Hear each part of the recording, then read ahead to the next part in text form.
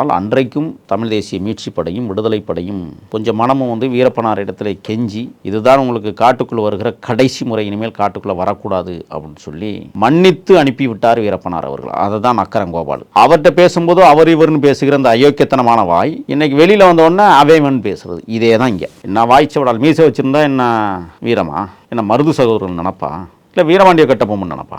அது போலி மீசை. அது என்ன வேணாலும் பேசும். லட்சோப லட்சம் தொண்டர்களை உள்ளடக்கி ஒரு பெரிய கட்டமைப்பை வைத்திருக்கிற மரியாதைக்குரிய தமிழக வெற்றி கழகத்தின் தலைவர், ஏன் எதிர்கால தமிழகத்தினுடைய முதலமைச்சர், ஒரு மாபெரும் மக்கள் புரட்சியை ஏற்படுத்தி கொண்டிருக்கிற நேரத்தில் அவர் மீது அவதூறு பரப்புவதற்கு முதல்ல இந்த ஆளை பிடிச்சி உள்ள வைக்கணும், இந்த நக்கரன் கோபாலா. ஏன்னா எவ்வளவு கேவலமாக காசு வாங்கிக்கிட்டு அவதூறு பரப்பி பேசுகிறாருன்னு சொன்னால் என்ன செய்வது? அவதூறு தானே, விட்டுறலான்னு சொல்லிட்டு போக வேண்டியதானே. அது எப்படி விட முடியும்?